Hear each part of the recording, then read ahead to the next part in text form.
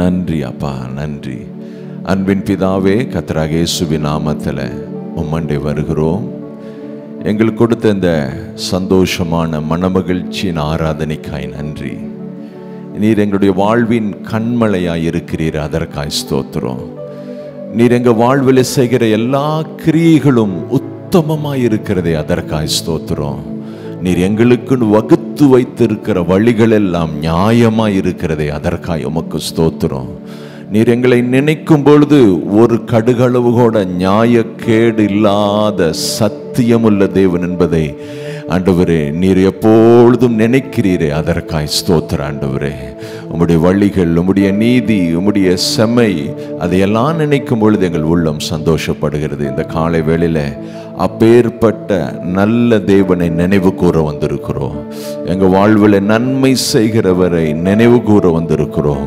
கர்த்தர் நல்லவரும் நன்மை செய்கிறவருமாய் இருக்கிறார் என்று சங்கீதக்காரன் சொன்னாரே, அந்த தேவனை துதிக்க, ஆராதிக்க, ஸ்தோத்தரிக்க எங்களுக்கு கொடுக்க இந்த ஆராதனைக்காய் ஸ்தோத்திரம். நாங்கள் எல்லாரும் அதற்காக கூடி வந்திருக்கிறோம்.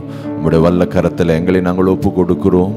நீர் எங்களுக்குன்னு வைத்திருக்கிற ஜீவ அப்பத்திற்காய் நன்றி. உம்முடைய நோக்கத்தை, உம்முடைய திட்டத்தை, உம்முடைய நோக்கங்களை எல்லாம் பரிசுத்த ஆவியானவர் மூலமாய் நீர் எங்களுக்கு நினைப்பூட்டுகிறபடியால் உமக்கு ஸ்தோத்திரம். ஆண்டவரே, நிபந்தனை இல்லாமல் எங்களை நாங்கள் ஒப்பு கொடுக்கிறோம். ஆசீர்வதிங்க. பரிசுத்த ஆவியானுடைய ஆளுகை ஆண்டு கொள்வதாக. உமக்கே மகிமை. இயேசு கிறிஸ்துவின் நாமத்தில் செபிக்கிறோம் ஜீவனுள்ள நல்ல பிதாவே, ஆமென். நாம் உட்காரலாம். ஒரு சில பாடல்களை பாடி நாம் கர்த்தரை மகிமைப்படுத்தலாம். எல்லோரும்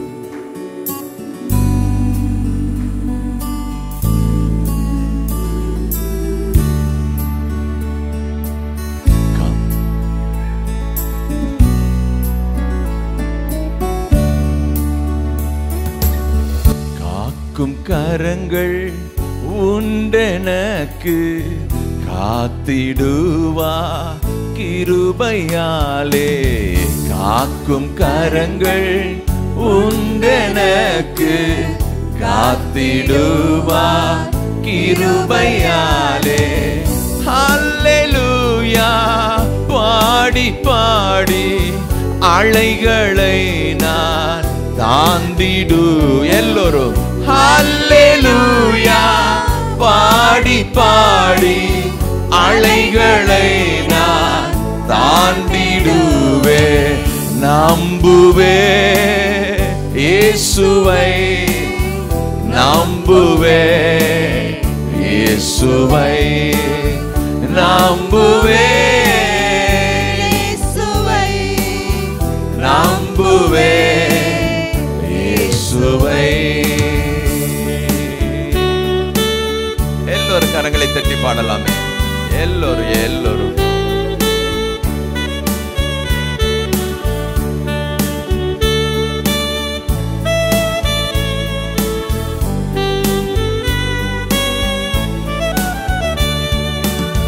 நிந்தனைகள் போராட்டம் வந்தும் நீதியின் தேவன் தாங்கினா. எத்தனை பேர் சொல்ல முடியும்? எல்லோரும். போராட்டம் வந்தும் நீதியின் தேவன் தாங்கினாரே.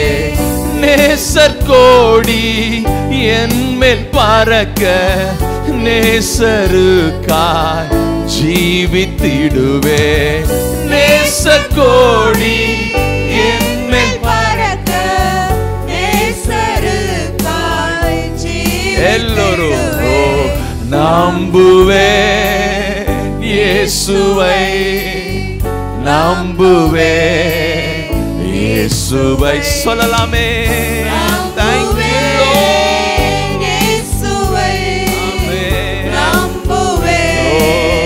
இயேசுவை. எல்லோரும் கரங்களை தட்டி சத்தத்தை உயர்த்தி உள்ளத்திலிருந்து பாடி அவரை மகிமைப்படுத்தலாமே.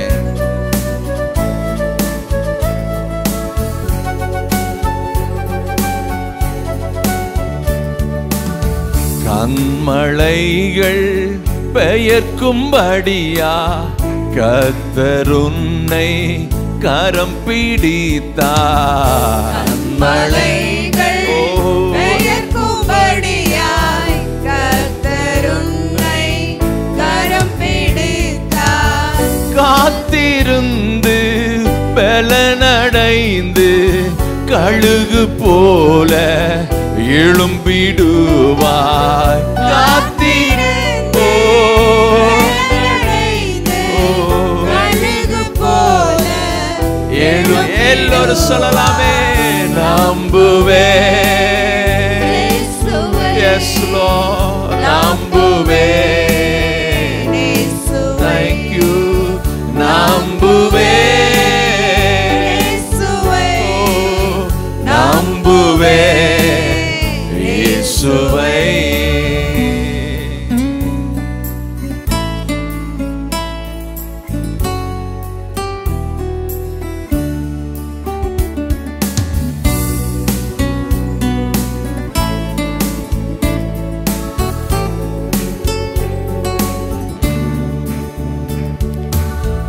அத்திமரம் துளிர் விடாமல் ஆட்டு மந்தை முதலற்றாலும், அத்திமரம் துளிர் விடாமல் ஆட்டு மந்தை முதலற்றாலும், கர்த்தருக்கு காத்திருப்போ வெட்கப்பட்டு போவதில்லை.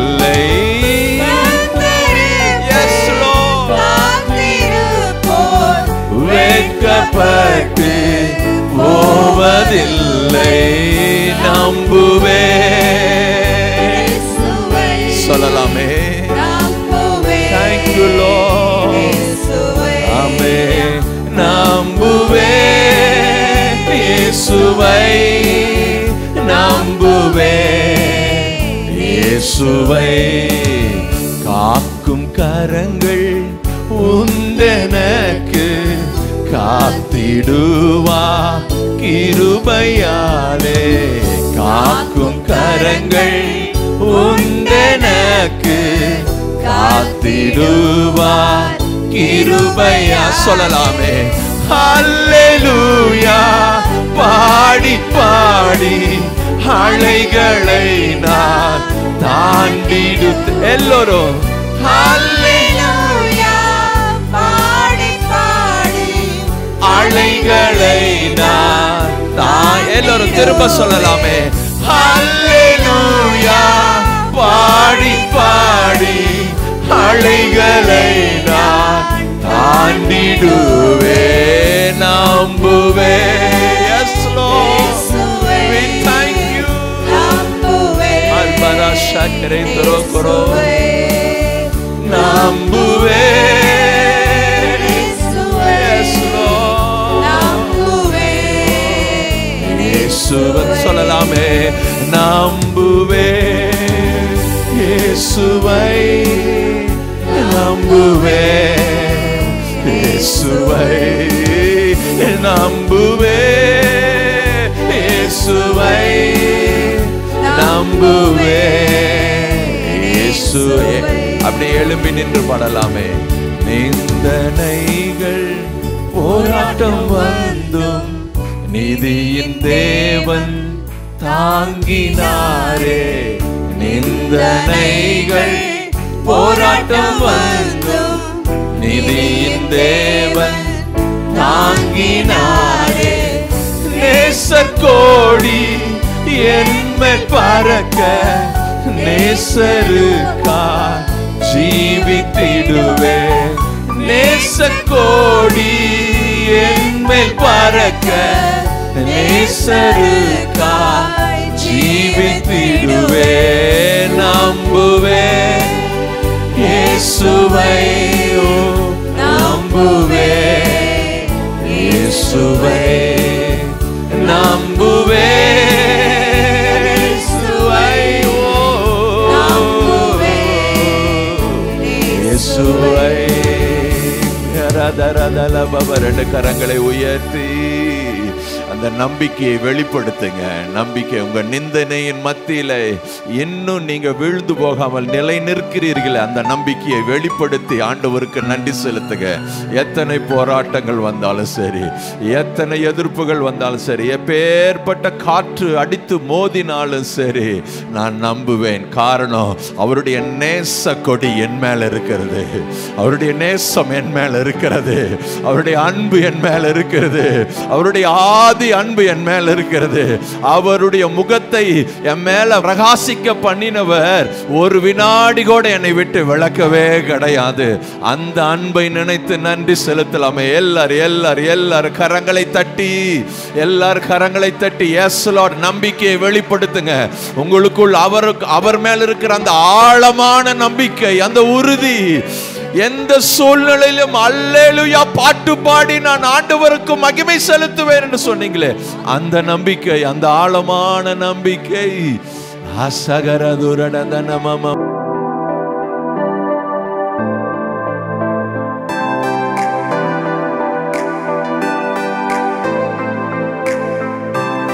நம்ம எல்லாரும் சேர்ந்து சொல்லலாமே, மனிதன் அப்பத்தினால் மாத்திரமல்ல, தேவனுடைய வாயிலிருந்து புறப்படுகிற ஒவ்வொரு வார்த்தையினால் பிழைப்பான். ஆமென். சரி, இன்னைக்கு ஒரு முக்கியமான காரியத்தை உங்க மனதில் பதிய வைக்க ஆசைப்படுறேன். நாம் திருப்பிக் கொள்ளலாம். மத்தேயு எழுதின சுவிசேஷம் 5ஆம் அதிகாரம் 15வது வசனம். மத்தேயு 5:15.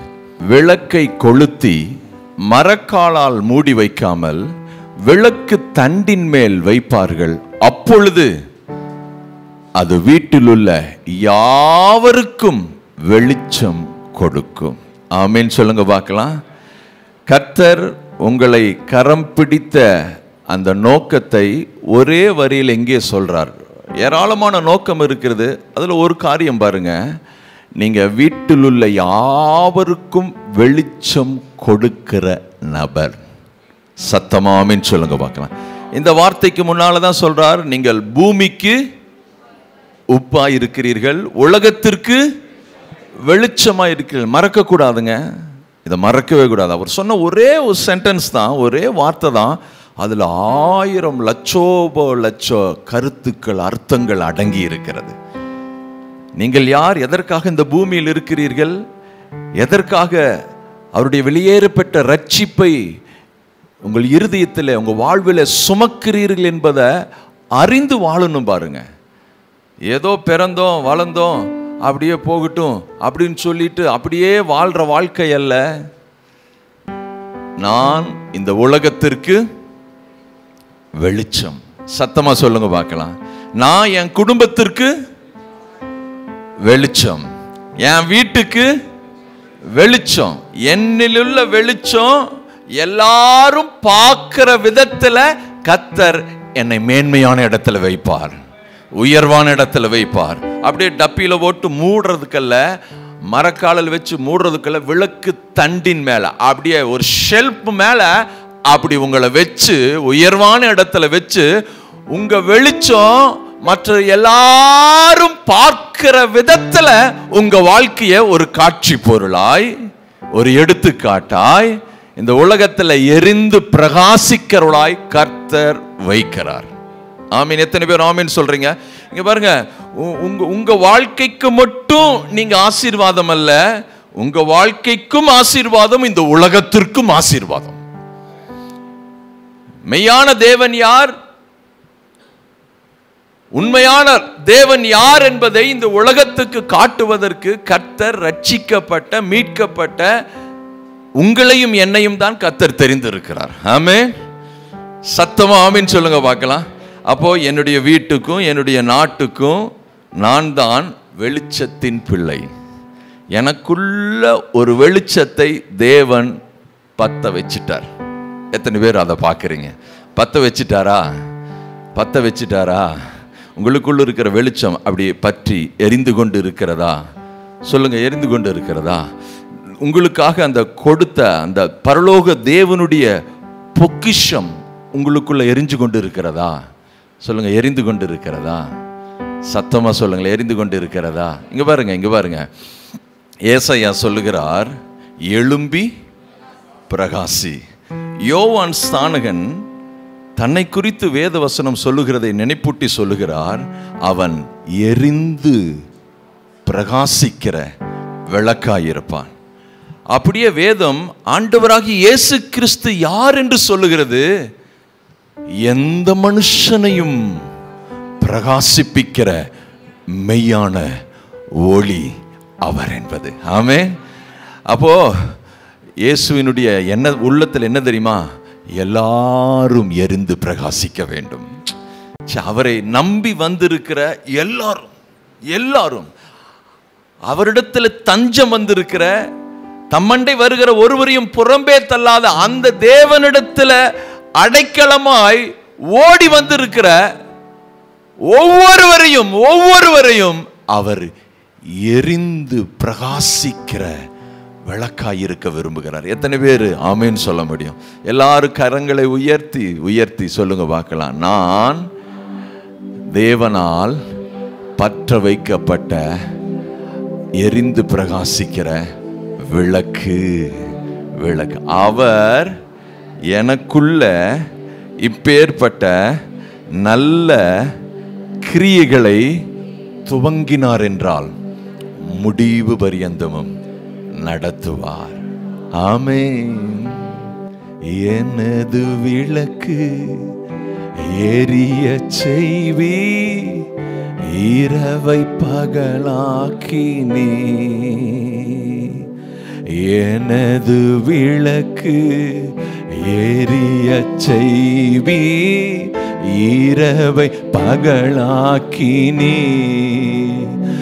எரிந்து கொண்டிருப்பே எப்போதும் உமக்காய், என் ஜீவன் பிரியும் வரை.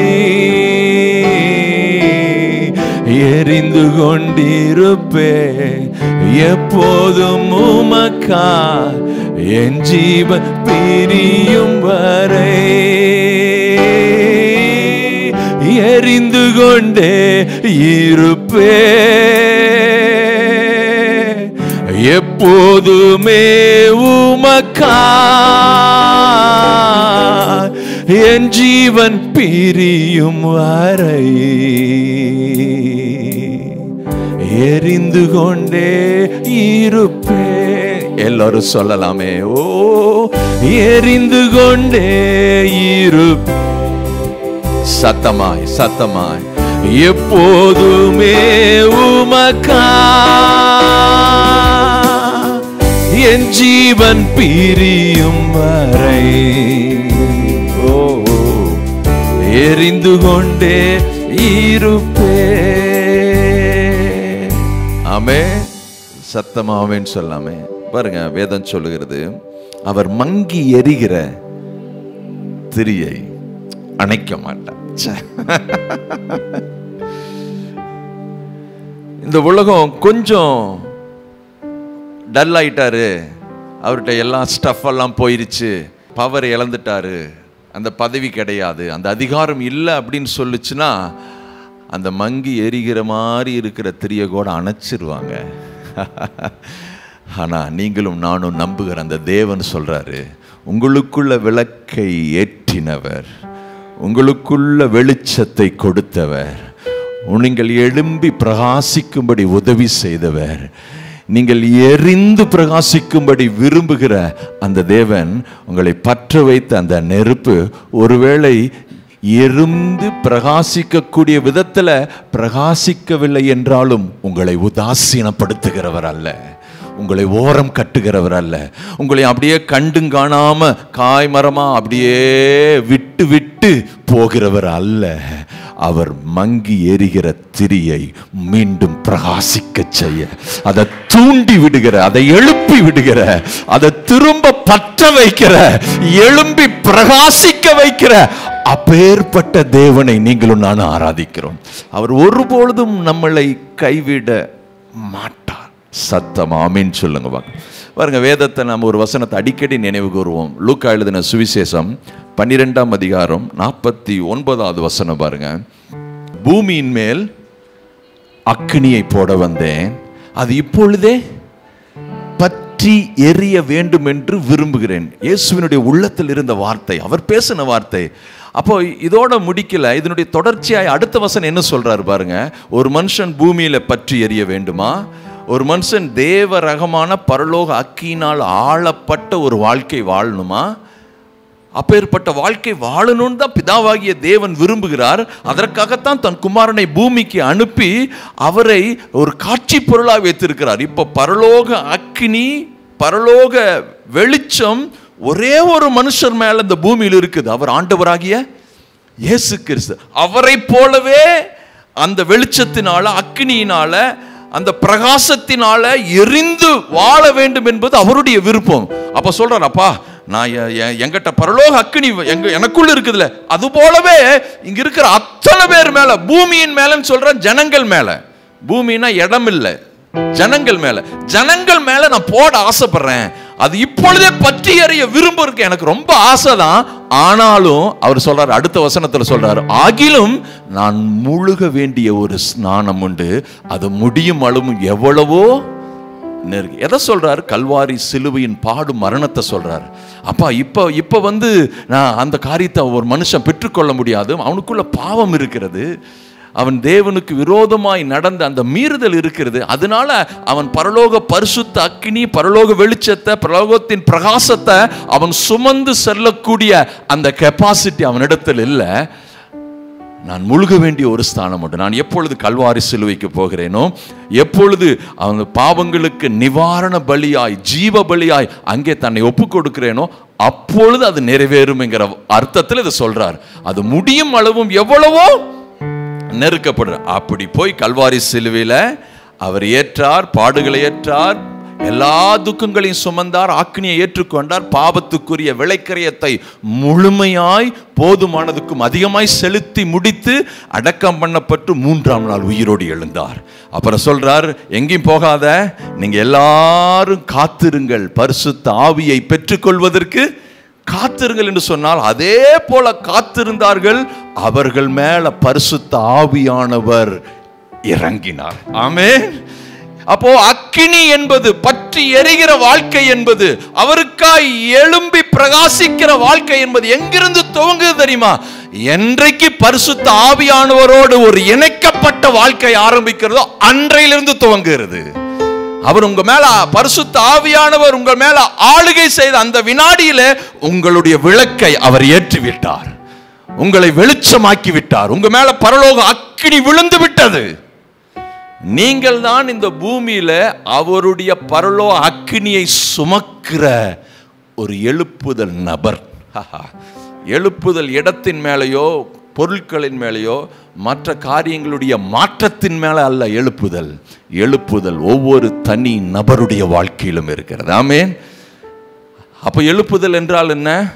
என்னுடைய வாழ்க்கையில பரலோக அக்கினியை பெற்றுக்கொள்வதற்கு என்னை நான் விட்டு கொடுக்கிறேன்.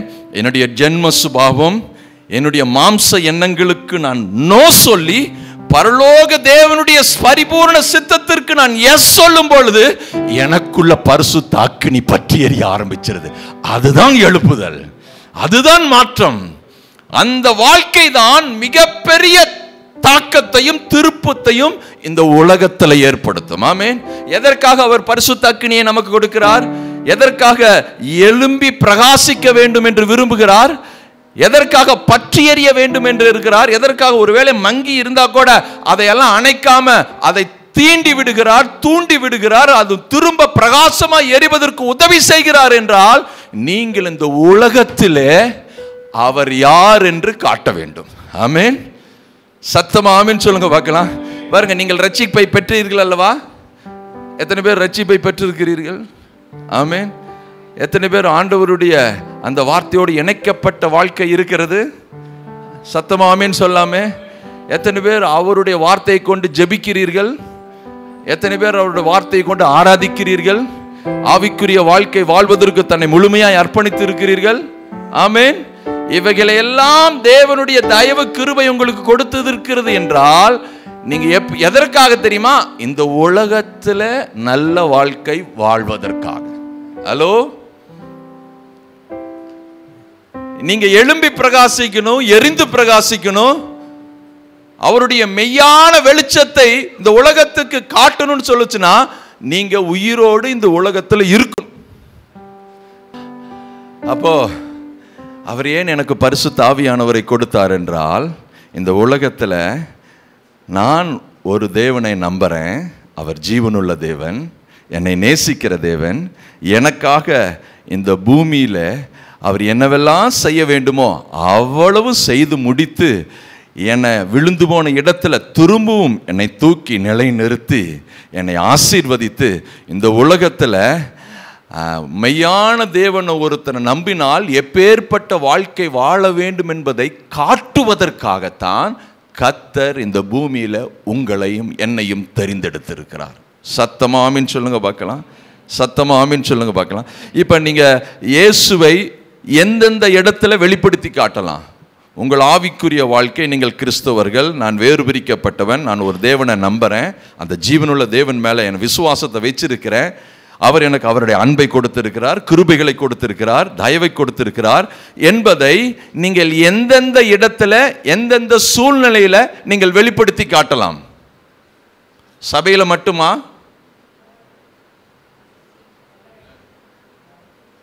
எந்தெந்த இடத்துல?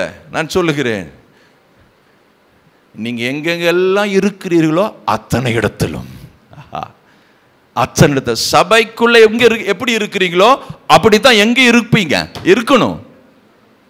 வீட்டில் எப்படி சபையில் அவருடைய பிரசன்னத்தை உணர்கிறீர்கள், சபையில் எப்படி அப்படி உங்களுக்குள் இருக்கிற நதி பொங்கி எழும்புது, சபைக்குள் இருக்கும்போது எப்படி தேவனோடு இணைக்கப்பட்ட ஒரு அற்புதமான உன்னதமான அனுபவம் நமக்குள் இருக்கிறது, ஒரு வெளிப்பாடு இருக்கிறது, வெளிச்சம் இருக்கிறது, நிறைவு இருக்கிறது, மனமகிழ்ச்சி இருக்கிறது. அதே போலத்தான் நீங்கள் வசிக்கிற இல்லத்திலும் சரி, நீங்கள் வேலை செய்கிற ஸ்தலத்திலும் சரி, நீங்கள் நேரத்தை செலவிடுகிற அந்த இடத்திலும் சரி, உங்க வாழ்க்கையில எல்லா இடத்திலேயும் நீங்கள் பெற்றுக்கொண்ட அந்த வெளிச்சத்தை வெளிப்படுத்துவதற்காகத்தான் கர்த்தர் உங்களை வைத்திருக்கிறார்.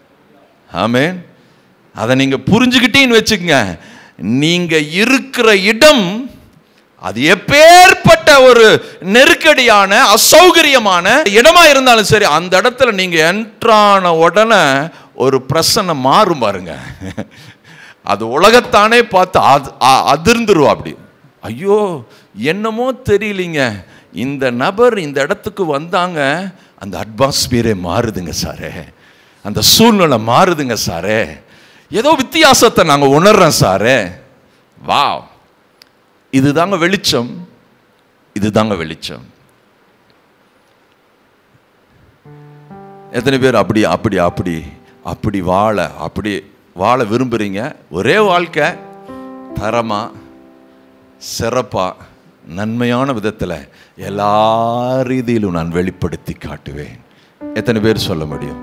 கரங்களை உயர்த்தி சொல்லுங்க பார்க்கலாம். எனது விளக்கு ஏறிய செய்வி இரவை பகலாக்கினி எரிந்து கொண்டிருப்பே எப்போதும் உமக்கா என் ஜீவன். ஓ எரிந்து கொண்டிருப்பே எப்போதும் என் ஜீவன். அங்க பாருங்க, ஒரே வரியில சொல்ல பாருங்க, நீங்கள் உலகத்திற்காக இருக்கிறீர்கள். எத்தனை பேர் ஆமென் சொல்ல முடியும்? வேதம் சொல்லுவது நீங்கள் உலகத்துக்கு உரியவர்கள் அல்ல, ஆனா உலகத்தில் வாழ்றவங்க. ஒரு தற்காலிகமான ஒரு இடத்தை இதில் இருக்கிறோம், நிரந்தரமாய் அவரோடு வாழ போகிறோம். உலகத்துக்கு உரியவர்கள் இல்லைன்னு சொல்லுச்சுன்னா உலகத்தோடு ஒத்து போகக்கூடாது, உலகத்தோடு ஒத்த வேஷம் தரிக்கக்கூடாது. உலகத்தினுடைய பேச்சு, உலகத்தினுடைய எண்ணம், உலகத்தின் சுபாவத்திலோடு நாம் இணைக்கப்படக்கூடாது. நாம் உலகத்தில் வாழும் பொழுது தேவனுடைய எண்ணத்தினால, தேவனுடைய அந்த உணர்வினால, தேவனுடைய அந்த ஒரு காரியத்தினால நாம் நிறைஞ்சு இந்த பூமியில் வாழணும். அப்போ நான் எதற்காக இந்த பூமிக்கு இருக்கிறேன் தெரியுமா? இந்த உலகத்தில் இருக்கிற ஒவ்வொரு நிமிடமும் நம்முடைய வாழ்க்கையை மற்றவர்கள், அவரை அறியாத ஜனங்கள் பார்க்கும் பொழுது அவரை அறிந்து கொள்ளத்தக்கதான காரியம் என்னில் உன்னில் அது வெளிப்படுவதாக. எத்தனை பேர் ஆமீன் சொல்றீங்க? நீங்க எந்த காரியம் செஞ்சாலும், அதாவது ஊழியம் தான் செய்யணும், ட்ராக்ஸ் தான் கொடுக்கணும், ஜெபிக்கணும். அது மட்டுமல்ல, நீங்கள் எந்த ஒரு காரியத்தை செய்தாலும் வேதம் சொல்லி இதன் அடிப்படையில் தான் இயேசு சொல்கிறார் பாருங்க, மனுஷர் உங்கள் நற்கிரிகளை கண்டு பரலோகத்தில் இருக்கிற பிதாவாகிய தேவனை மகிமைப்படுத்தும்படி உங்கள் வெளிச்சம் யாருக்கு முன்பாக பிரகாசிக்க கடவுது? உலகத்தில் இருக்கிற ஜனங்களுக்கு முன்பாக, அவரை அறியாத ஜனங்களுக்கு முன்பதாக பிரகாசம் அடைவதா. ஆமேன். எத்தனை பேர் ஆமேன் சொல்லுங்க. அப்ப தேவன் உங்களுக்கு கொடுத்திருக்கிற அந்த மறுபிறப்பு, புதிய வாழ்வு, அந்த உன்னத பலன், மகா தயவு, கிருபை, தாராளமான கிருபை, விலகாத கிருபை, அவருடைய இரக்கங்கள் அத்தனையும் நீங்க இந்த உலகத்துக்கு காட்ட வேண்டும். ஆமேன். எத்தனை பேர் ஆமேன் சொல்றீங்க? இங்க பாருங்க, ஒரு எதிர்மறையான சூழ்நிலையில நீங்க சந்திக்கிறீர்கள் என்றால், அப்பேற்பட்ட சூழ்நிலையிலும் நான் அவரை நம்பி இருக்கிறேன், அவர்தான் என்னுடைய அடைக்கலம், அவர்தான் என்னுடைய வாழ்வு, அவர்தான் என்னுடைய ஜீவன், அவர்தான் என்னுடைய பாதுகாப்பு என்பதை எல்லா சூழ்நிலையிலும் எந்த விதத்திலும் தடுமாறாதபடி, குறைவில்லாதபடி, நிறைவாய் வெளிப்படுத்தக்கூடியவர்களாய் கர்த்தர் இந்த பூமியில் உங்களை வச்சிருக்கிறார். எத்தனை பேர் அதற்காக வாழ்வீங்க, அப்படி காட்டுவீங்க? ஆமே. எல்லா சூழ்நிலையும், குறிப்பாக நல்லா இருக்கும்போது ஓகே அப்படின்னு சொல்றது ஈஸி. ஆனால் ஒரு எதிர்மறையான சூழ்நிலை, மரண இருளின் பள்ளத்தாக்கு, ஏதோ அழுகியின் பள்ளத்தாக்கு, சில நெருக்கடியான சூழ்நிலை, எதிர்பாராத ஒரு அக்னியின் சூழ்நிலை, எதிர்பாராத சிங்கக்கேபி, எதிர்பாராத சவால்கள் அப்படி வந்திருக்கும் பொழுதும் நீங்கள் நம்புகிற அந்த நம்பிக்கை, உங்களுக்குள் எரிந்து கொண்டிருக்கிற அந்த விளக்கு, அந்த பிரகாசம் ஒருபொழுதும் நம்பிக்கை இழக்க செய்கிற அளவுக்கு போகவே கூடாது. அதாவது இந்த நேரத்தில் தான் உலகத்தான் உங்களை பார்க்கிறான். இந்த நெருக்கத்தின் வேளையில, இந்த இடர்பாடின் வேளையில அவங்க எப்படி இவ்வளவு உறுதியாய், நிச்சயமாய், நம்பிக்கையாய் இருக்கிறார்கள் என்று அவர்கள் பார்த்து ஆச்சரியப்படுகிற விதத்தில் நீங்க அவர் மேல் வைத்திருக்கிற அந்த நம்பிக்கையின் பிரகாசம் எரிந்து கொண்டு இருக்கணும். ஆமேன். சத்தமா ஆமேன் சொல்லுங்க பார்க்கலாம். இது ஒவ்வொருவர் மேலும் விழுந்த கடமை இல்லைங்க. அவங்களாம் ஊழிக்காரங்க, அவங்களாம் ஊழி செய்கிறாங்க, அவங்களாம் ஜபிக்கிறவங்க, அவங்க வேணா சவால்கள் மத்தியில் அப்படி இருக்கலாங்க. நாங்கள் சாதாரண விசுவாசி கிடையாது. இல்லை இல்லை இல்லை. ஒவ்வொருவரும் உலகத்தில் எந்த மனுஷனையும் பிரகாசிப்பிக்கிற ஒளி, அந்த மெய்யான ஒளி. ஆமேன். அதனால அவர் நம்புகிற அத்தனை பேரும் எதிர்மறையான சூழ்நிலையின் மத்தியில் அவரை மட்டும்தான் நான் நம்பி இருக்கிறேன், அவரை தவிர வேற எதுவுக்கு எனக்கு எதுவும் கிடையாது, அந்த தேவன் என்னை கைவிட மாட்டார் என்று சொல்லி அதை உறுதியாக நின்று நிச்சயமாய் நம்பி அதை ஜெயம் எடுத்து மற்ற ஜனங்கள் பார்த்து ஆச்சரியப்படுகிற விதத்தில் கர்த்தர் இந்த பூமியில் உங்களை எழுந்து எறும்பி பிரகாசிக்கிற விளக்கா வச்சிருக்கிறார். அப்போஸ்தலனாகிய பவுல் சொல்றாரு, இதோ வசனத்தை பிடித்து கொண்டு சுடர்களைப் போல பிரகாசி. இந்த உலகத்திலே எதை பிடித்து கொண்டு சுடர்களைப் போல பிரகாசிக்கிறவர்கள்?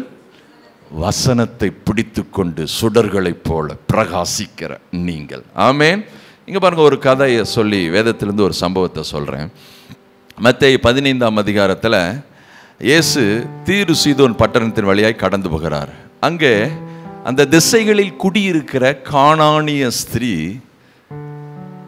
ஒருத்தி அவளிடத்தில் ஆண்டவரே, தாவீதின் குமாரனே, எனக்கு இரங்கும், என் மகள் கொடிய வேதனைப்படுகிறாள் என்று வேண்டிக் கொண்டாள்.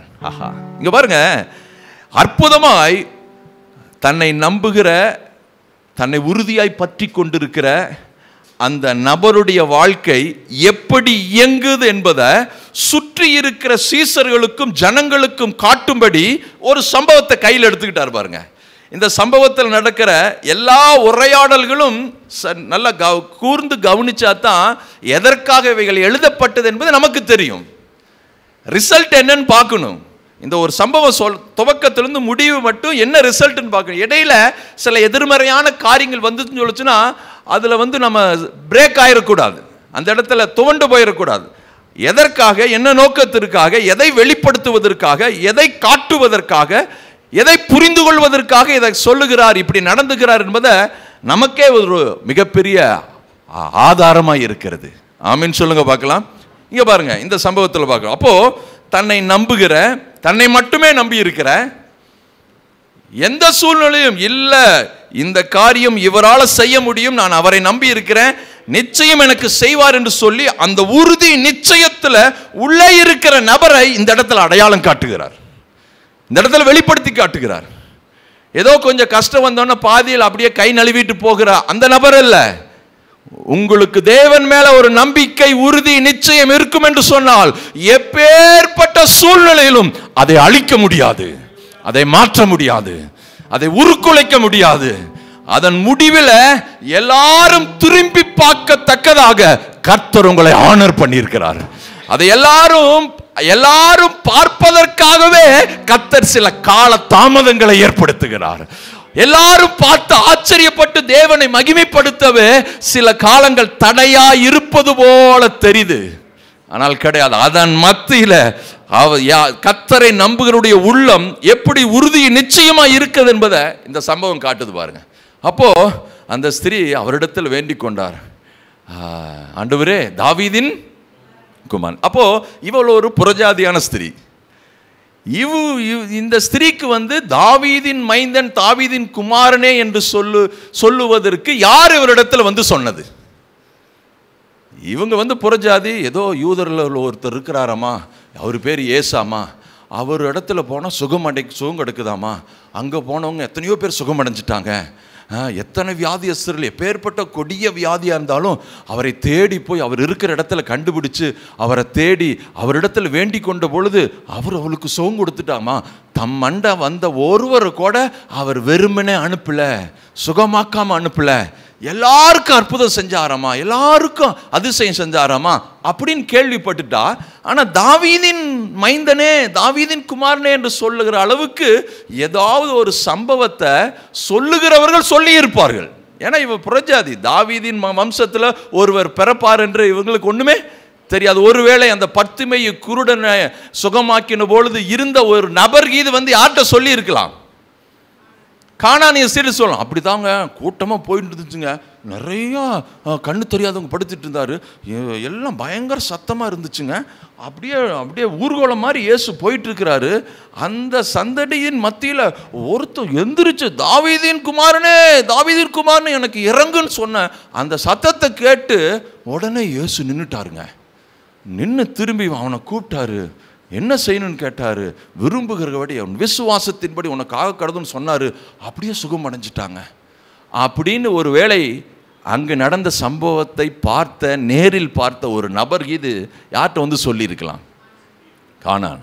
அதை பார்த்துக்கிட்டு அதை கேள்விப்பட்டேன்னு அவளுக்கு ஒரு உறுதி நிச்சயம் வந்துருச்சுதா, இந்த இயேசுவை கண்டிப்பா நான் வாழ்க்கையில் சந்திக்கணும் அப்படின்னு சொல்லி அப்படியே நினச்சி கொண்டே இருக்கிறா. எங்கே வராரு, எப்படி வராருன்னு கேள்விப்படுறா. அவளுக்கெல்லாம் ஒன்றும் காட்டமில்லையாட்டது, சரியான தகவல் கிடைக்கல.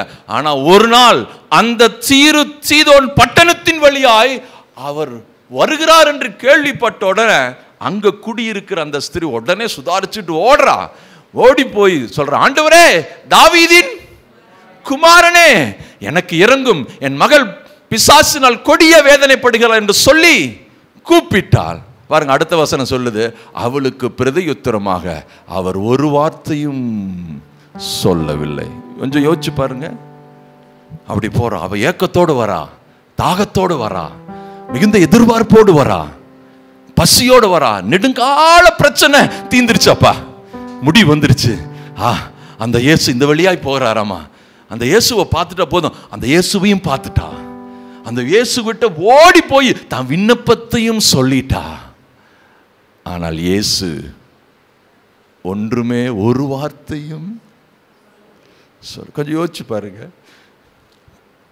இப்போ நான் ரோட்டில் நடந்து போகிறேன், நீங்கள் யாரும் என்னை பார்த்துட்டீங்க, பாஸ்டர் போகிறார், பாஸ்டர் போகிறார், ஓடி போய் pastor price Lord pastor, pastor நல்லா இருக்கிறீங்க. நான் ஒன்றுமே பேசல. உங்களை பார்த்துட்டு ஒன்றும் பேசாமல் நான் போனால் உங்கள் மனசு எப்படி இருக்கும்? என்னையா சபையில் வந்து சிரிச்சு சிரிச்சு பேசுகிறாரு, வெளியே பார்த்தா திரும்பிட்டு போகிறாரு. உங்கள் மனசு அப்படியே தாளம் தெரியுமா? உங்கள் மனசு தாங்க முடியாது, அப்படியே உள்ளம் குமுறும். என்ன இயேசு ஒரு வார்த்தையும் சொல்லவில்லையாமா? என்ன இப்போ அவர் ஒரு வார்த்தையை சொல்லாம அப்படின்னு சொன்னங்காட்டி இந்த இடத்திலும் அவள் சோர்ந்து போகவில்லை.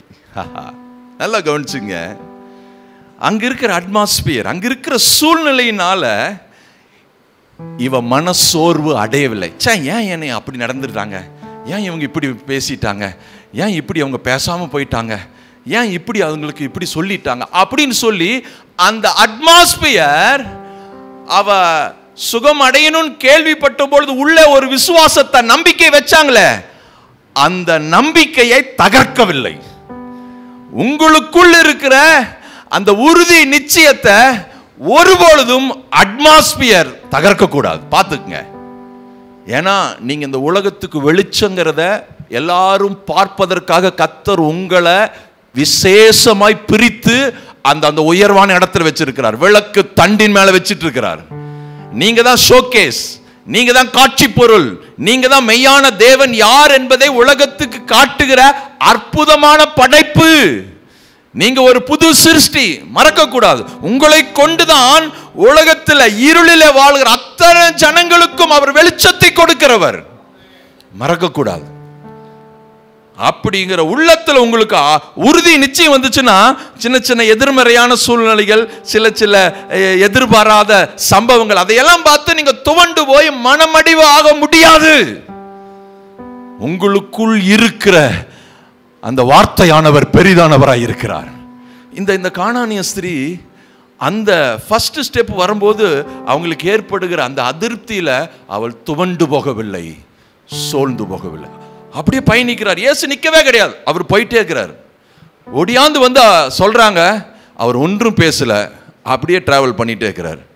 சுத்தி இருக்கிற சீசரெல்லாம் பார்க்குறாங்க, என்னடா அது, எத்தனை பேருக்கு கூட்டிட்டு சத்தம் போட்டவங்களை வந்து நின்று அவன் எங்க இடத்துல கூட்டி கொண்டு வான்னு சொல்லி அற்புதம் செய்த இயேசு இன்றைக்கு தேடி வந்த அந்த ஸ்திரீயை பார்த்து கண்டுக்காம போறாரு. யோசிச்சு பாருங்க, இப்பேற்பட்ட இயேசுவை பார்த்துருக்கிறீங்களா? கண்டுக்காம போறாரு. சீசர்கள் பார்த்து ஆச்சரியப்படுறாங்க. சீசர்களுக்கு ரெண்டு மனசு, இவ என்ன டிஸ்டர்ப் பண்ண, நம்ம டிராவலை வந்து ரொம்ப டிஸ்டர்ப் பண்றா, சீக்கிரம் போக வைக்கணுமே. ஒருவேளை சீசர்கள் கூட ஏமா போமா போமா போமா போமா அப்படின்னு சொல்லியிருக்கலாம். அவள் விட்டுருக்க மாட்டான், இல்லை தொடர்ந்து வந்துக்கிட்டே இருக்கலாம். தொடர்ந்து வந்துட்டு சரி இவ்வளோ நம்ம சொன்னால் இந்த அம்மா போக மாட்டேறாங்க, டைரெக்டாக இயேசுவிட்டையே சொல்லி போக சொல்லிடலாம் அப்படின்னு சொல்லிட்டு சீசர்கள் யாரிடத்துல பேசுகிறாங்க? இயேசுவினிடத்தில். அப்பொழுது அவருடைய சீசர்கள் வந்து, இவள் நம்மை பின்தொடர்ந்து கூப்பிடுகிறாளே, இவளை அனுப்பிவிடும் என்று அவரை. இப்போ இவங்கெல்லாம் ஜெபம் பண்றாங்க. என்ன ஜெபம் பண்றாங்க? அற்புத சுகம் கொடுங்க ஆண்டவரே, இவங்க ஏதோ மகள் கொடிய பிசாசு பிடிச்சு தொந்தரவு பண்ணுதாமா, இவங்களுக்கு சுகம் கொடுங்க, ரொம்ப பாவம், இரக்கம் காட்டுங்க ஆண்டவரே, உதவி செய்யுங்க ஆண்டவரே. அப்படி வேண்டிக் கொள்ளல. எப்படி வேண்டிக் கொள்றாங்க? இவளை அனுப்பி விட்டுருங்க. நீர் சொன்னதான் கேட்பாங்களாட்டாக்குது. நாங்கெல்லாம் எவ்வளவோ சொல்லி பார்த்துட்டோம், அவங்க கேட்குற மாதிரி தெரியல, நீங்க சொல்லுங்க ஆண்டவரே அப்படின்னு சொல்றாரு. அந்த ஸ்திரீ கேட்டதற்கு பதில் சொல்லாத இயேசு சீசர்கள் சொன்னதுக்கு பதில் சொல்றார். கவனிங்க, அதற்கு இயேசு அவர் டக்குன்னு அவங்க சீசர்கள் சொன்னோன்னே இயேசு பதில் கொடுக்கிறார். எப்பா, நான் வந்து இஸ்ரவேல் குடும்பத்துக்கு தான் வந்தேன், என் சொந்த ஜனங்களுக்கு, என் யூதர்களுக்கு மட்டும்தான் நான் வந்தேன், புறஜாதிகளுக்கெல்லாம் வரல அப்படிங்கிறார். நான் காணாமல் போன ஆடுகளாக இஸ்ரவேல் வீட்டாரின் இடத்திற்கு அனுப்பப்பட்டேனே என்று மற்றபடிய மற்றதுக்கெல்லாம் நான் வரலையப்பா, நான் இஸ்ரவேல் ஜனங்களுக்கு தான் வந்தேன் அப்படின்னு வாயத்திறந்து சொல்றாருங்க சாரே. அப்படி சொன்னோன்னே யாருக்கெல்லாம் சந்தோஷம் அடைஞ்சிருக்கும்? சீசர்களுக்கெல்லாம் மன மகிழ்ச்சி. ஆண்டவர் நம்மாலப்பா, இவர் யாரு, நம்மளாம் யூதன் அல்லவா, அப்படி வைராக்கியமாக நிற்கணும், வச்ச குறிக்கோளெல்லாம் மாற்றக்கூடாது. நம்ம யார், புறஜாதியெல்லாம் யார்? இப்போ சீசர்கள் மனசுல எல்லாம் புறஜாதினா யாருன்னா நரகத்தில் இருக்கிற விறகு கட்டை, நரகத்தில் எரிகிற அக்கினிக்கு விறகு கட்டையெல்லாம் யாராமா? புறஜாதி. அப்படித்தான் மனசில் இருக்குது. புறஜாதியான சேர்த்தாத, புறஜாதியானோட சேர்ந்து கலவாத, அவனெல்லாம் நரகத்துக்கு ஒத்து போடுவான் அப்படின்னு சொல்லி அப்படியே அவ்வளவு எரிச்சல், அவ்வளவு பக்தி, மத வைராக்கியம் அப்படி நிறைஞ்சிருந்தவங்க. இதை இயேசு சொன்னோன்னா அவங்களாம் மிகப்பெரிய மகிழ்ச்சி அடைஞ்சிட்டாங்க. இது ரெண்டாவது அட்மாஸ்பியர். ஃபர்ஸ்ட் அந்த ஸ்திரீ கேட்குறா, இயேசு ஒன்றும் பேசல, அந்த சூழ்நிலையை தொடர்ந்து பயணிக்கிறா. அப்படி சீசர்கள் சொல்றாங்க, சீசர்களுக்கு பதில் கொடுக்கிறார், அந்த ஸ்திரீக்கு அவர் பதில் கொடுக்கல. அப்பவும் அவள் மனம் சோர்ந்து போகவில்லை. உங்க வாழ்க்கையில எதிர்மறையான சூழ்நிலைகள் நடக்கும் பொழுது ஒருபொழுதும் துவண்டு போகாதீர்கள்.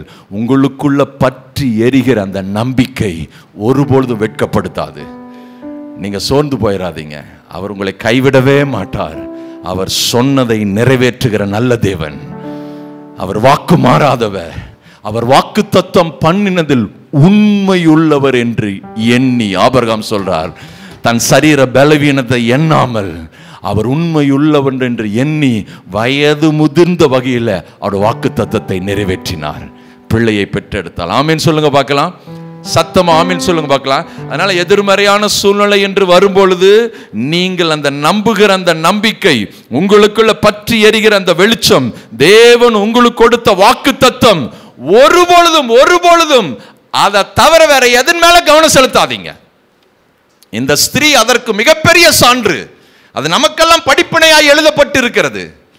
ஏதோ 2020 ஆண்டுகளுக்கு முன்பதாக அந்த தீரு சீதோன் பட்டணத்தில் நடந்த சம்பவம் அல்ல.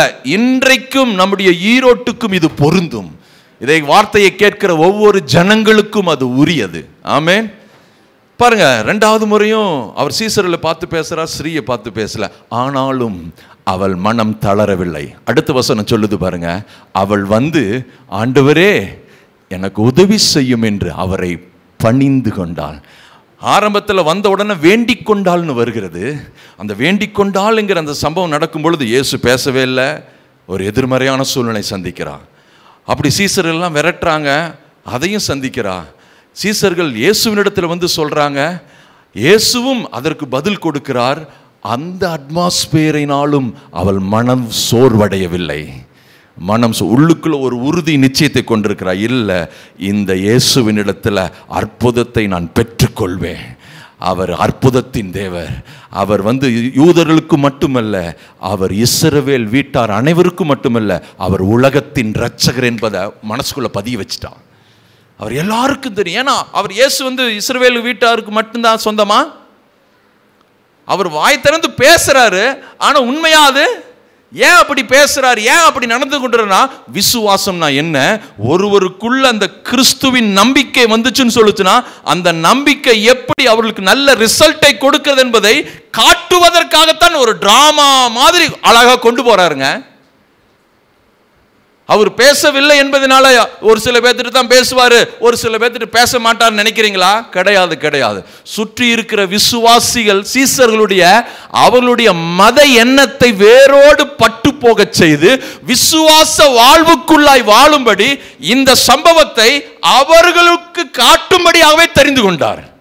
நான் சொல்றேன், உங்க வாழ்க்கையில தேவன் ஒரு கால தாமதம், ஒரு சில காரியங்கள் தடுமாறுது, தூர போகுது, தள்ளி போகுது, எதிர்மறையான சூழ்நிலை மாதிரி இருக்குது என்று சொன்னால், நிச்சயம் மற்றவர்கள் பார்த்து இந்த எதிர்மறையான சூழ்நிலையிலும், இந்த கஷ்டத்தின் மத்தியிலும், இந்த உபத்திரவத்தின் மத்தியிலும் நிச்சயம் அவங்க நம்புகிற இயேசுவை ஒருபொழுதும் அவங்க விடவில்லையப்பா. அவங்க நம்பிக்கையா இருக்கிறாங்க. அந்த சூழ்நிலையை அவர்கள் சொல்லுவதற்காகவே கர்த்தர் ஒரு சில வேளைகளில் உங்களுக்கு அப்பேற்பட்ட டிராவலை கொடுக்கிறார். அந்த நேரத்தில் போய் வாயை திறந்து என்னமோ போங்க, அவங்க எங்க பெரியம்மா சொல்றாங்க, நீ கோயிலுக்கு போய் கும்பிட்டியே, உனக்கு என்ன ஆச்சுங்கிறாங்க. நீ கோயில் தான் போன, ஏசு எனக்கெல்லாம் நம்பிக்கை அற்று போயிடுச்சு. அந்த சூழ்நிலையில உங்களுடைய ரியாக்ஷன் என்ன? இந்த ஸ்திரீ முதல் வேண்டிக் கொண்டால், அடுத்த ஸ்டெப் இவள் பணிந்து கொண்டாள், ஆராதிக்கிறான். இல்ல, இவர் தான் என்னுடைய நம்பிக்கை, இவர் தான் என்னுடைய எதிர்காலம், இவர் தான் என்னுடைய சுகம், இவர் தான் என்னுடைய வில்லை, இவர் தான் எனக்குள்ள விளக்கை ஏற்றி வைக்க முடியும். என்னுடைய இருளான வாழ்க்கையில, என்னுடைய மகளுடைய வாழ்க்கையில, என்னுடைய குடும்ப வாழ்க்கையில, என்னுடைய எதிர்காலத்தில் இவர் மட்டுமே விளக்கை ஏற்றி வைக்க முடியும் என்று அசைக்க முடியாத ஒரு உறுதி நிச்சயத்தை உள்ளத்தை கொண்டு வந்து அப்படியே நகர்ந்து டிராவல் பண்றா பாருங்க. சத்தமாமின்னு சொல்லாமே. நீங்க எப்படி எதிர்மறையான சூழ்நிலையில எதிர்மறையான கருத்துக்களை ரட்சிக்கப்படாத உங்கள் உறவினர்கள், நண்பர்கள், வேலை செய்கிற வேலை ஸ்தலத்தில் இருக்கிற அந்த நபர்கள் அப்படி பேசும் பொழுது உங்களுடைய நிலைப்பாடு என்ன? நீங்கள் அவரை பணிந்து கொள்ளுகிறீர்களா அல்லது அவருக்கு விரோதமாய் அவிசுவாசமான வார்த்தைகளை பேசி தேவையில்லாத மனமடிவுக்குள்ளாகிறீங்களா? வா, எனக்குள்ள விளக்கை ஏற்றினவர், எனக்குள்ள நல்ல காரியத்தை துவங்கினவர் கிறிஸ்துவின் முடிவு பரியந்தமும் நடத்தி வருவார். எத்தனை பேர் நிச்சயமாய் சொல்ல முடியும்? கரங்களை உயர்த்தி ஆமேன் சொல்லாமே. எனது விளக்கு எரிய செய்வி, இரவை பகலாக்கினி. ஓ, எரிந்து கொண்டிருப்பே எப்போதும் உமக்கா என் ஜீவன்.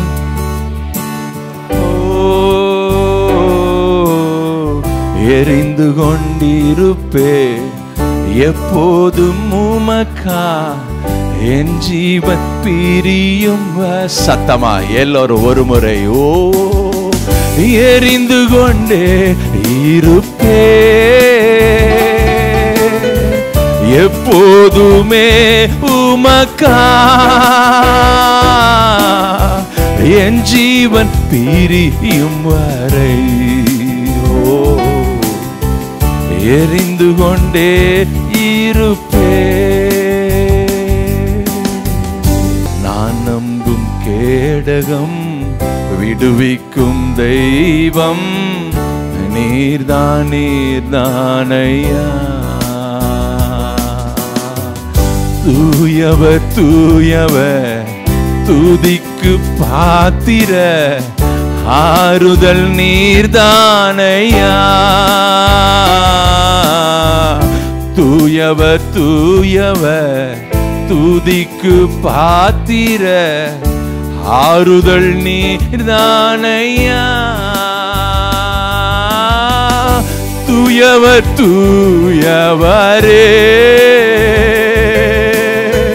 துதிக்கு பாத்திரரே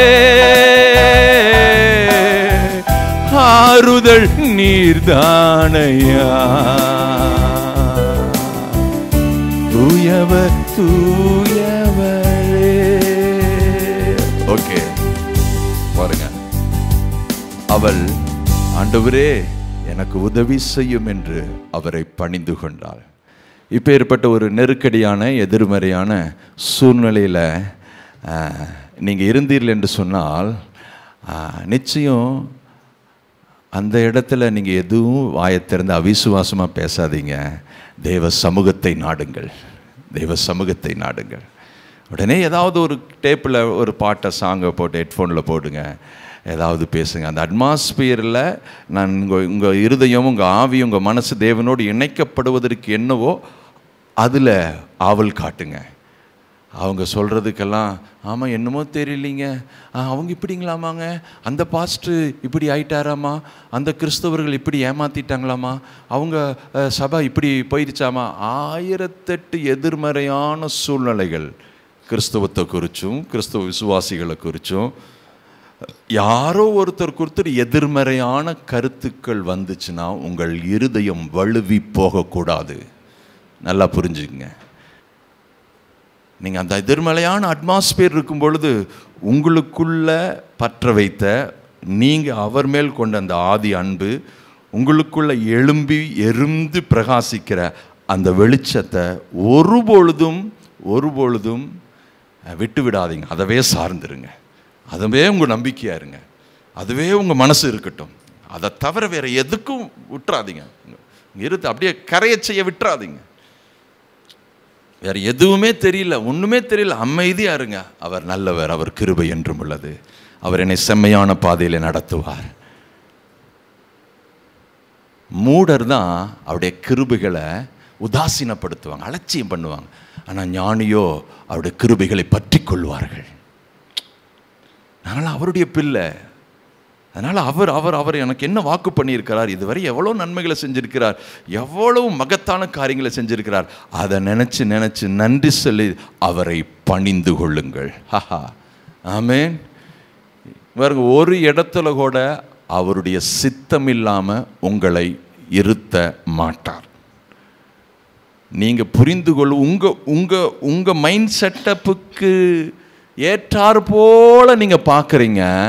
இல்லை, அப்படி பார்க்காதீங்க. அந்த இருக்கிற சூழ்நிலையில் தேவன் உங்களுக்கு என்ன செட்டப் கொடுத்தாரோ அதற்கேற்றார் போல மாற்றுங்க. அதற்காகத்தான் கர்த்தர் அந்த இடத்துக்கு கூட்டிகிட்டு வந்தார், அந்த இடத்துல வச்சிருக்கிறார். சத்தமாமேன்னு சொல்லாமே. அப்போ சொல்றா, ஆண்டவரே எனக்கு உதவி செய்யும். ஆண்டவர்கிட்ட கேட்கலாமே. பாருங்க, ஜெபம் என்றால் என்ன? ஜெபம் என்பது ஏதோ நான் சாதிக்கிறதல்ல.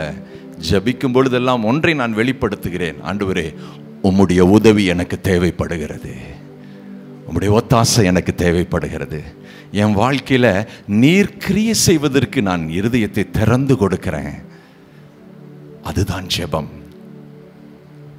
அவள் அழகா சொல்றா, எனக்கு உதவி செய்யும் என்று அவளை பணிந்து கொண்டாள். பாருங்க, எவ்வளவு எதிர்மறையான சூழ்நிலைங்க. இயேசு பேசல, சீசர்கள் பேசினதுக்கு இயேசு பதில் கொடுக்கிறார். அந்த பதில் காட்டமா இருக்குது. அதுக்கப்புறம் இவள் அதுலேயும் தோண்டு போகல, அதுலேயும் மனமடிவ போகல. தொடர்ந்து அந்த வாழ்க்கை பயணத்தில் என்ன நம்பினாலோ, என்ன கேள்விப்பட்டு இருதயத்தில் பதித்து வைத்தாரோ, அந்த நம்பிக்கை ஒருபொழுதும் வீழ்ந்துடாம, அந்த நம்பிக்கை ஒருபொழுது விட்டு விடாம அழகா டிராவல் பண்ணி இயேசுவின் இடத்துல பேசுறான். ஆண்டவரே எனக்கு உதவி செய்யும் என்று அவரை பண்ணுது. இப்போ அடுத்த ஸ்டெப்பு பாருங்க. இப்போ நேரடியா இயேசு யார்கிட்ட பேசுறா? அந்த ஸ்திரீயின் இடத்திலே பேசுறார். என்ன பேசுறாரு? அவர் அவளை நோக்கி, பிள்ளைகளின் அப்பத்தை எடுத்து நாய்க்குட்டிகளுக்கு போடுகிறது நல்லதல்ல என்றார். இந்த இடத்துல தான் உங்களுக்கும் சொல்லுகிறேன், நீங்கள் வேத புஸ்தகத்தை படிக்கும் பொழுது சில வார்த்தைகள் எதிர்மறையான புரிந்து கொள்ளுதலை உங்களுக்கு கொடுக்கும் என்றால் அந்த இடத்துல சோதியுங்கள், செக் வைங்க. உங்கள் இஷ்டத்திற்கு வசனத்தை எடுத்துக்கொள்ளாதீங்க. வசனத்தின் வாழ்வுக்கு உங்களை ஒப்பு கொடுங்க. எத்தனை பேர் ஆமீன் சொல்கிறீங்க? எத்தனை பேர் ஆமீன் சொல்கிறீங்க?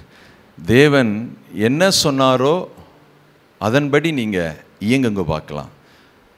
பாருங்க, ஒரு ஒரு ஒரு கிறிஸ்துவ ஜீவியத்தில் கிரமமாய் வளர்க்கப்பட்டு வேத வசனங்களே வளர்ந்து ஆவியானவரால் நடத்தப்பட்டு ஜெபித்து உணர்ந்து தேவனிடத்தில் நேரடியாய் சத்தத்தையோ தேவனுடைய உணர்த்துதலையோ ஏவுதலையோ பெற்று கொண்டவர்கள் மெய்யாலுமே தேவன் உங்களுக்கு என்ன சொன்னாரோ அதிலே நிலைத்திருங்கள். அந்த காரியத்துக்கு விரோதமாய் வேறு ஏதாவது ஒரு நபர்கள் வந்து உங்களிடத்தில் அதற்கு விரோதமாக பேசினா கூட அதற்கு செவி கொடுக்காதீர்கள். ஒருவேளை அவங்க பேசுனது உங்களுக்கு நன்மையாக இருந்துச்சு, சாதகமாக இருந்துச்சுன்னா தேவன் உங்களுக்கு கொடுத்ததை விட்டுட்டு அதை பற்றி கொள்ளாதிருங்கள். எத்தனை பேர் நான் சொல்கிறது ஆமீன் சொல்கிறேன்? இயேசு தான் பேசுகிறார் இங்கே, பிள்ளைகளின் அப்பத்தை எடுத்து நாய்க்குட்டிகளுக்கு போடலாகாது. எதனால் இந்த வார்த்தையை பயன்படுத்துகிறார்னா, சுற்றி இருக்கிற ஜனங்களுக்கு விசுவாசம்னா என்னன்னு காட்டும்படி, ஒரு கர்த்தர் மேலே ஒரு காரியத்திற்காக நம்பிக்கை வைத்து அவரையே பற்றி கொண்டு வாழுகிற வாழ்க்கையினுடைய அந்த சம்பவம், அந்த அந்த அந்த செயல்பாடுகள் எப்படி இருக்கும் என்பதை காட்டுவதற்காகத்தான் இந்த ட்ராமா மாதிரி நடிக்கிறாருங்க. அந்த அட்மாஸ்பியரை கர்த்தர் பயன்படுத்துகிறார். நீங்கள் 1 ராஜாக்கள் 13ஆம் அதிகாரத்தில் இருக்குன்னு நினைக்கிறேன். திருப்புங்க 1 ராஜாக்கள் 13. இந்த சம்பவத்தில் படிச்சிங்கன்னா, அந்த மனுஷன் தீர்க்க தரிசனம் சொல்லும்போது தேவன் அவனிடத்தில் பேசுகிறார்.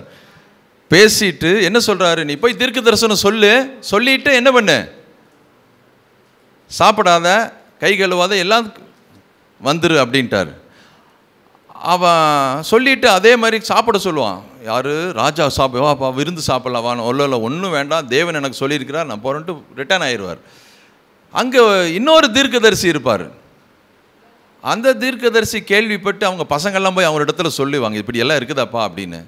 அப்படியா அப்படின்னு சொல்லி போட்டு இவன் சேனம் வச்சுட்டு நேராக போவான். அவர் கல்வாலி மரத்துக்கு கீழே அவன் உட்காந்துட்டு இருப்பான். இந்த தீர்க்கதரிசி அப்படி போய் பேசும்போது சொல்லுவான், அப்படியெல்லாம் நடந்துச்சு சொன்னையாமா, சரி வா வீட்டுக்கு வா நம்ம சாப்பிட்லான்னா சொன்னான். இல்லை வேண்டாம் நான் போகிறேன் அப்படிங்கிறான். அப்போ இவன் சொல்லுவார், இல்லை கர்த்தர் சொல்லி அனுப்பிச்சிருக்கிறாரு, நீ வா எங்களோட வந்து சாப்பிடு கூப்பிடுவான். இவன் கர்த்தர் சொல்லிட்டான்னு சொன்ன டப்புன்னு மாறிடுவான், எங்கே போயிடுவான், போய் சாப்பிட்றதுக்கு போயிடுவான். போயிட்டு திரும்பி போகும்போது ஒரு சிங்கம் அவனை அடிச்சிடும். அவன் ஏறின கழுதையும் அடிச்சிருக்கும் சிங்கம். ஆனால் சாப்பிடாது சிங்கம், அப்படியே உட்காந்துட்ருக்கும். திரும்ப வந்து பார்க்கும்போது அவன் மரிச்சிருப்பான். இப்போது இந்த இடத்துல என்ன சொல்ல வரேன்னா, அவரும் ஒரு தீர்க்கதரிசி, இவரும் ஒரு தீர்க்கதரிசி. நல்லா கவனிச்சுங்க. அந்த முதல் தீர்க்கதரிசனம் சொன்ன அந்த தீர்க்கதரிசிட்ட தேவன் நேரடியாக பேசினது என்ன? நீ சாப்பிடாத, நீ வா, நீ திரும்பி போன வழியாக நீ திரும்பி வந்துரு, நீ எங்கே கை நிலைக்காத சாப்பிடாத.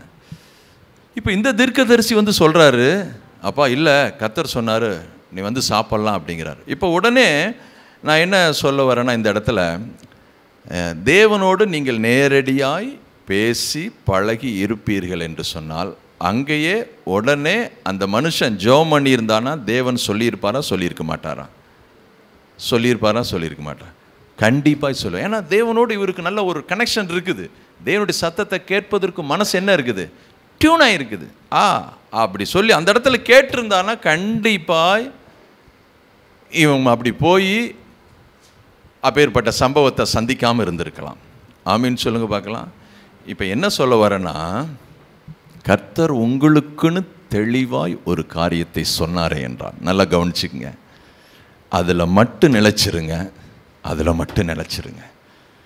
அதற்கு விரோதமாய் ஒரு காரியங்கள் வந்துச்சுன்னு சொல்லுச்சுன்னா நீங்கள் அதை ஒருவேளை உள்வாங்கிட்டு, இல்லை நான் ஜெபம் பண்ணி சுக்கிறேன், ஓகே நீங்கள் கொடுத்ததுக்கு நன்றி, நீங்கள் சொன்னதுக்கு நன்றி, ஆனால் தேவன் எனக்குன்னு என்ன வச்சிருக்கிறாரோ அந்த பாதையிலே நான் பயணிக்க விரும்புகிறேன். தேவன் ஒவ்வொருவருக்கும் ஒவ்வொன்றை வச்சிருக்கிறார். ஆமேன்னு சொல்லுங்க பார்க்கலாம்.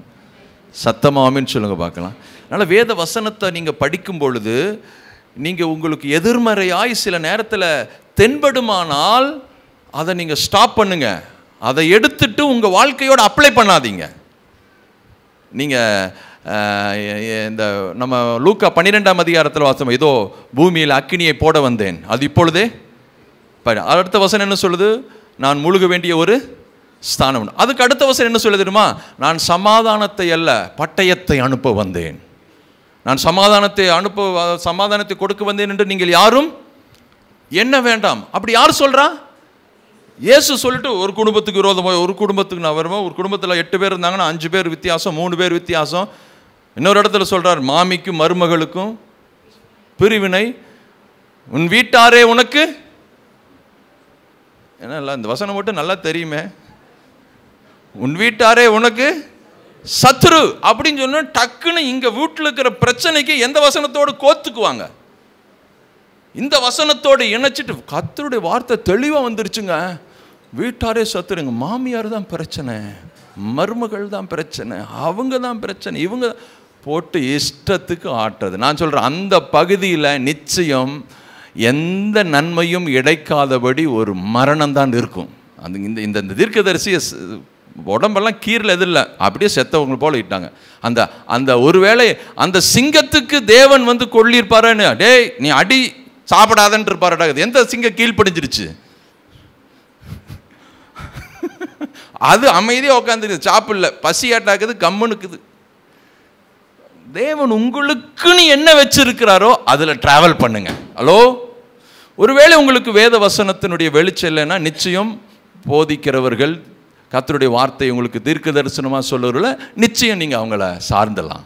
ஆனால் நேரடியாய் உங்களிடத்தில் பேசுகிற அந்த பழக்கம் இருக்கும் என்றால், அந்த உறவு, அந்த டியூன் பண்ணியிருப்பீர்கள் என்றால், நீங்கள் தேவனோடு எல்லா விஷயத்துக்கும் அவரை சார்ந்து கொள்ளுங்கள்.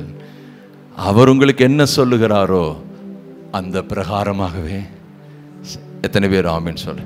இங்க பாருங்க, இந்த இயேசு கானானிய ஸ்திரீட்ட சொல்றாங்க, பிள்ளைகளின் அப்பத்தை எடுத்து நாய்க்குட்டிகளுக்கு போடுவது. இந்த வார்த்தையெல்லாம் கேட்டோன்னா சீசருடைய உள்ள எப்படி இருந்திருக்கும்? நான் நினைக்கிறேன் எதிர்மறையாய் பற்றி எரிந்திருக்கு நினைக்கிறேன். எதிர்மறையாக பற்றி எரிஞ்சிருக்கு.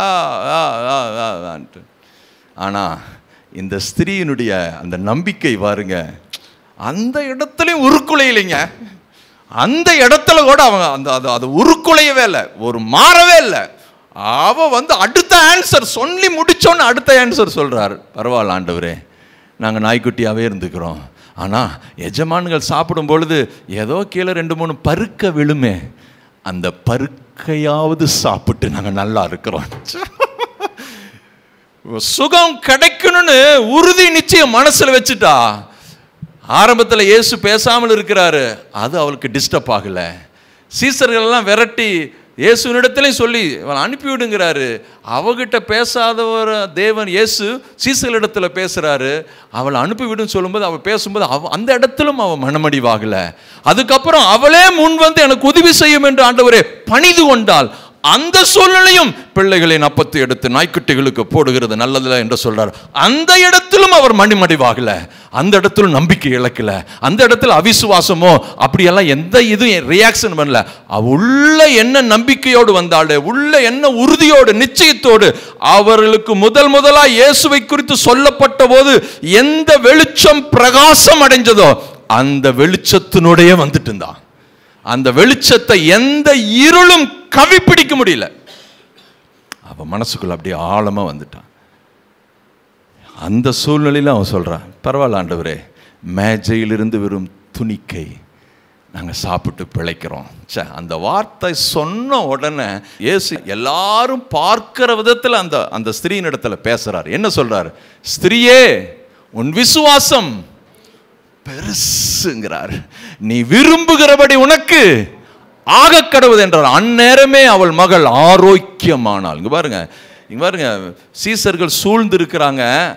அந்த யூதர்களை பார்த்து, யூத ரபிகளை பார்த்து, யூத பரிசேயர்களை பார்த்து ஒருபொழுதும் விசுவாசம் பெருசுன்னு சொல்லவே இல்லைங்க. இயேசு 2 இடத்துல தான் விசுவாசம் பெருசுங்கிறார். ஒன்று 100க்கு அதிபதி, 2வது இந்த கானானிய ஸ்திரீ. அப்ரிஷியேட் பண்றாரு. ஏன்னா அவள் எப்படி உறுதி நிச்சயத்தோடு டிராவல் பண்றான்னு பார்க்கிற. இதெல்லாம் நமக்கு திருஷ்டாந்தமா எழுதப்பட்டதுங்க. ஹலோ, ஏதோ அன்றைக்கு நடந்த சம்பவம் அல்ல. இன்றைக்கும் நம்மளுடைய வாழ்க்கைக்கும் நம்முடைய வாழ்க்கை பயணத்திற்கும் இது உகந்தது, ஏற்றது. நீங்க எந்த அந்த தேவன் மேல் இருக்கிற அந்த நம்பிக்கை உங்களுக்கு எப்படி இருக்கிறது? எதிர்மறையான சூழ்நிலை வித்தியாசமா போகும்போது நம்பிக்கை இழந்து துவண்டு போயிடுறீங்களா? அழுகிறீங்களா? ஒப்பாரி வைக்கிறீங்களா? மனசே விட்டு போயிருச்சுங்க, எனக்கு ஓவர் ஸ்ட்ரெஸ்ஸா இருக்குதுங்க, என்னென்னமோ அப்படி போட்டு குழம்புறீங்களா? உழப்பிக்கொள்றீங்களா? உங்களையே நீங்களே வேதனைப்படுத்துகிறீங்களா? நீங்கள் கிறிஸ்துவனுடைய அந்த வளர்ச்சியில சீராய் வளரத்தக்கதான அந்த வார்த்தையின் மேல பசி தாகமாய் இருந்து அதுல பயிற்சி கொடுத்து அதுல பழகி அதுல உறுதி நிச்சயம் வச்சு அந்த இருதயத்தில் கர்த்தருடைய வார்த்தையை விதைக்கப்பட்டு பேசி தியானித்து அதையே சார்ந்திருப்பீர்கள் என்று சொன்னால், நிச்சயம் சொல்றேன், எவ்வளவு எதிர்மறையான புயல் காற்று வீசினாலும் சரி, இறையாதே, அமைதலாயிரு.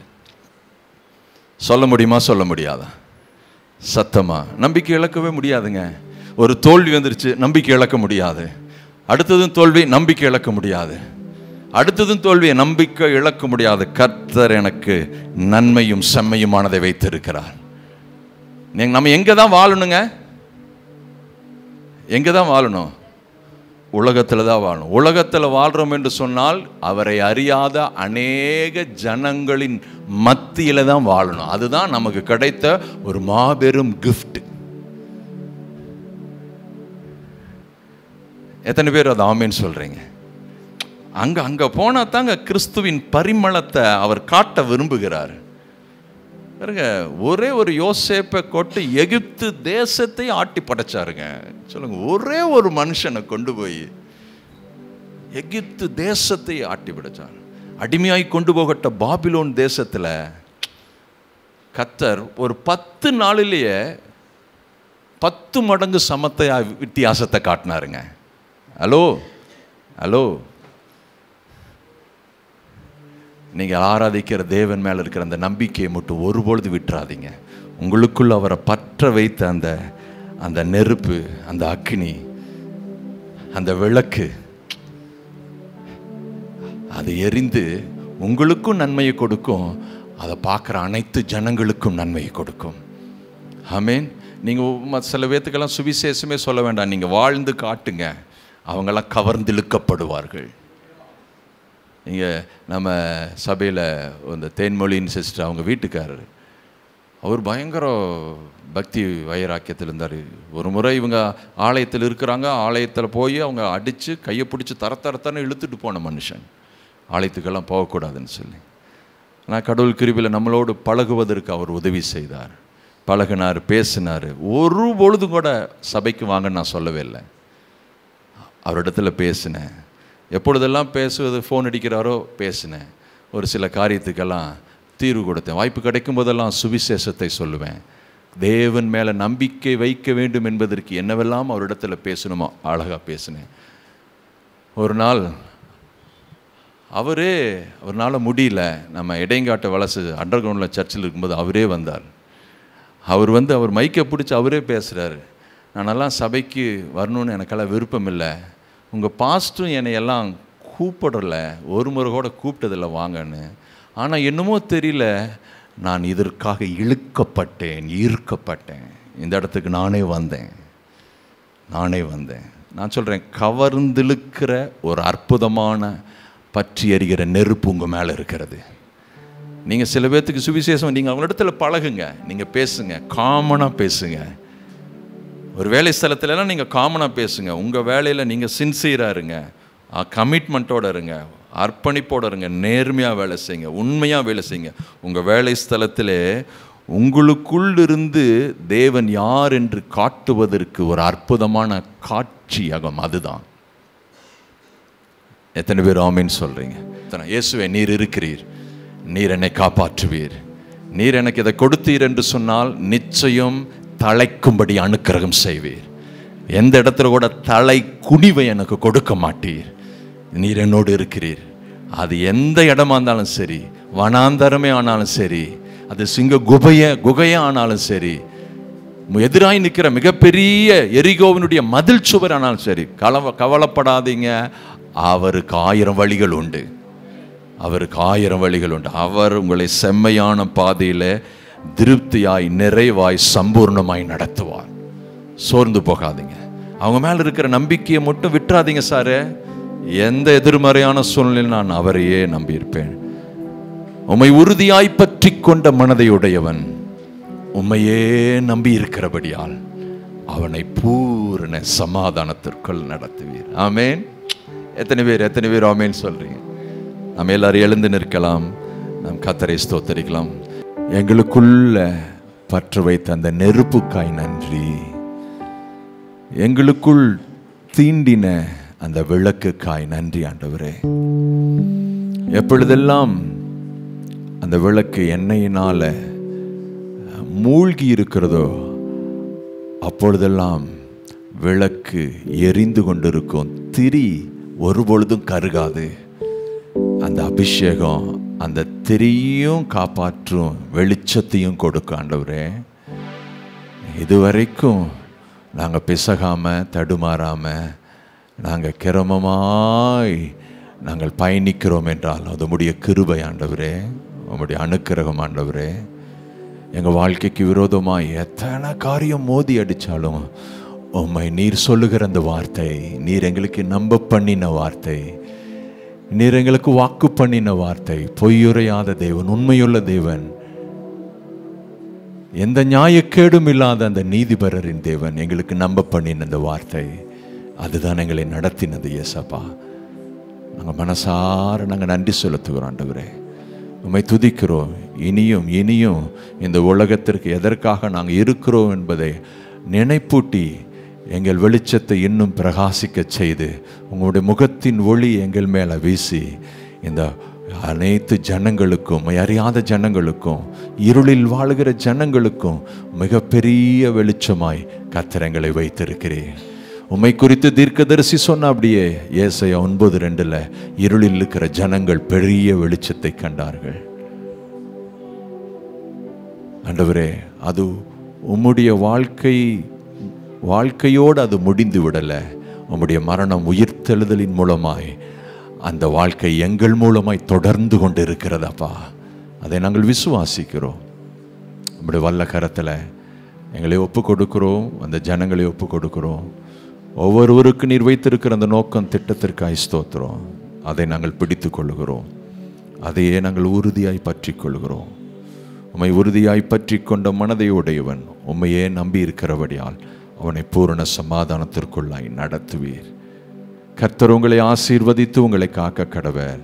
கர்த்தர் தம்முடைய முகத்தை உங்கள் மேல் பிரகாசிக்க பண்ணி உங்கள் மேல் கிருபையாயிருக்க கடவர். கர்த்தர் தம்முடைய முகத்தை உங்கள் மேல் பிரசன்னமாக்கி உங்களுக்கு ஷலோம் கட்டளையிடுவாராக. ஆமென். எல்லாரும் சேர்ந்து சொல்லலாம். என் ஆத்துமாவே கர்த்தரை ஸ்தோத்திரி, என் முழு உள்ளமே பரிசுத்த நாமத்தை ஸ்தோத்திரி, என் ஆத்துமாவே கர்த்தரை ஸ்தோத்திரி, கர்த்தர் செய்த சகல உபகாரங்களையும் மறவாதே. ஆமென். ஆண்டவராகிய இயேசு கிறிஸ்துவின் கிருபையும் பிதாவாகிய தேவனுடைய அன்பும் பரிசுத்தாவினுடைய ஆழமான ஐக்கியமும் இன்றும் என்றும் சதா காலமும் அனைவரோடும் தங்கி இருப்பதாக. ஆமென். ஆமென்.